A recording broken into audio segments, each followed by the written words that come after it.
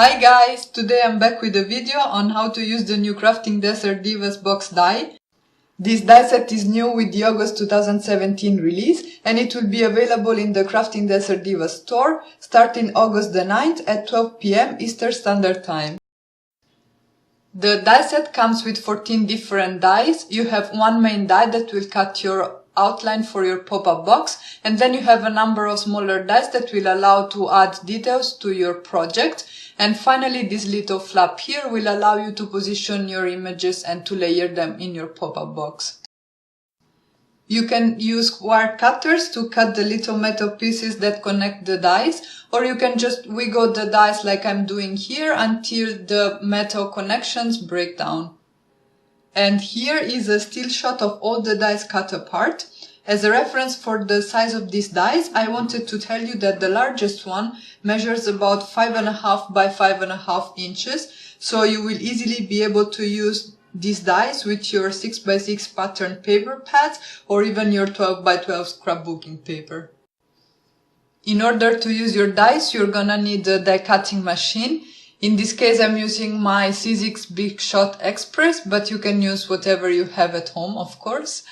You will sandwich your cardstock and your die between your cutting plates. So, as you can see, I had my first cutting plate on my machine already, on my cutting platform. I then put down my cardstock, my die, which I secured with some washi tape so that it wouldn't shift, and then finally my other cutting plate on top, and now I'm running everything through the die cutting machine. I can remove the top plate, remove the washi tape, and finally I have my die cut piece. And here you can see all the die cut pieces you get using dies from this set. You get the main box body, and you can see that the die not only cuts the outline of the pop-up box, but also scores the fold lines, and this will make it easier when we go ahead and start assembling everything.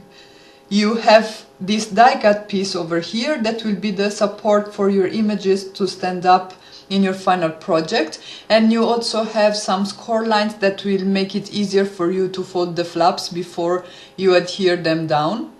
You have this panel here which has a nice stitching detail all around, and it's perfectly sized to fit the top flap of your pop-up box so that you can add extra decorative elements to your project. You also have another piece that will fit in the bottom of your main die cut, which is this rectangular piece over here. You can see this has the same kind of stitched detail all around, and you can use it to add a decorative panel, but you could also use it to cut windows on the bottom of your box, and that would be really cool. You get this tag here. You could use it to add sentiments, for example, and as you can see, this is sized to fit within several of the elements in this set. This little flag over here will allow you to create a banner on your card, and I'll show you how later. And it's very nice because it also has this scoring line in the middle that will allow you to fold it easily. Again, another straight element with a stitched detail, which is the same kind of stitching you have on the other elements on this card, and this curved piece here. I will show you again how to use it to create a little banner, but there are so many ways in which you can use it. You also have dies that will cut floral embellishments, and as you can see, you can layer the floral elements with these punched circles, so the larger flower can be easily layered with the larger of the circles, and the smaller flower can be layered with the smaller of the circles. And finally, you have two sizes for this kind of element here. And again, you can use it to add decorations to your card, and I'll show you I found a very nice use out of it, and you'll see that at the end of this video. In order to assemble your pop-up box, you will need to cut two pieces of cardstock using the largest die in the set, and as a first step, you want to start folding the die cut pieces at the score lines. I like to reinforce the fold lines with a dotting tool, but you could use a scoring tool or a bone folder if you wanted to. And I wanted to take the chance to tell you something I like to do when I build my pop-up box cards. What I usually do is I leave one of the top flaps unfolded. So on one of the two die cut pieces, I will fold all the score lines. But on the other one, that would be the one I'm working on right now, I leave one flap unfolded. So I will fold just one. As you see here, I'm folding just, this is the right one. The one that I didn't touch will be the back of my pop-up box, and this way I'm sure it will stand nice and straight. And here I'm showing you exactly that I didn't touch that score line over there. Once you're done folding your die cut pieces, you can start building your pop-up box, and it's actually really easy. The way I like to do it is I take one of my die cut pieces, I have it with the right side up, and then I run some tape on the flap. I like to use dry adhesive for this, but of course you can use the type of glue you prefer. And then I just adhere the two pieces together, trying to align them as best as I can. If you want to add images to your pop-up box, you will need some kind of support, and this is what these little die cuts here are for. I will show you how to add multiple of them so that you can have many layers on your pop-up box, but of course you can stick to one if that's what you like. These die cut pieces also have some score lines that will allow you to easily fold the flaps. And again, I'm using the same dotting tool to reinforce the score lines. And now it's time to adhere the supports to the inside of your pop-up box. And again, it's quite an easy job. I will start by adhering tape to only one of the two flaps on each of the supporting elements. And I am leaving the other one dry for now, so without tape. And then I can go ahead and start adhering them to the inside of my card. I am leaving a little bit of space between the edge of my pop-up box and the place where I will adhere the first of the supporting pieces, because I feel that having some space between the front of the pop-up box and the first layer of images will make my project look a bit more airy, if that makes sense.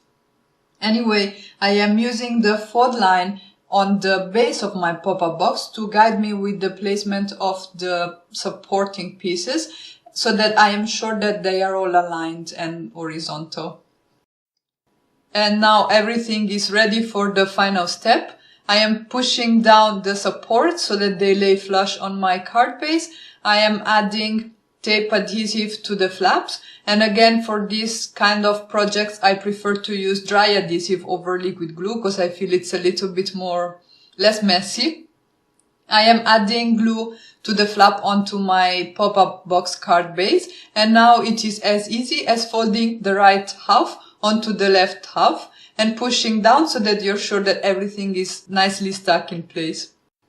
And there it is, your pop-up box is ready. It was easy, right? And now I just wanted to show you how you can easily create some embellishments for your pop-up box card. I created these flowers by cutting several pieces from different colored cardstock and layering them together. So I have a larger flower and a smaller flower. And now I wanted to show you how to create a banner using these die cuts over here. These yellow pieces here are the flags for your banner, and the dies cut the shape and also score a line in the middle so that it's very easy to fold them. And now I can go ahead and assemble my banner. I'm using the straight stitched die cuts to be the posts for my banner and the curved stitched die cut to be the wire where the flags will hang from. And I'm using some liquid glue to stick everything together. I found that the easiest way to add the flag, for me at least, is to add a little bit of glue to the back. So I wouldn't cover the whole back of the flag, but just add a dot of glue at the bottom. I would then put the flag down onto my work surface and slide the wire through. And then, once I have it in position, I can push it down and let the glue dry. And look at how pretty this pop-up box already is, just by adding a few elements to it. And before I go, I wanted to show you one project I made using the box die and stamps from the August 2017 release by Craftin Desert Divas. I really like how this project turned out, and I think you can add so many details to your pop-up box cards and make them really special.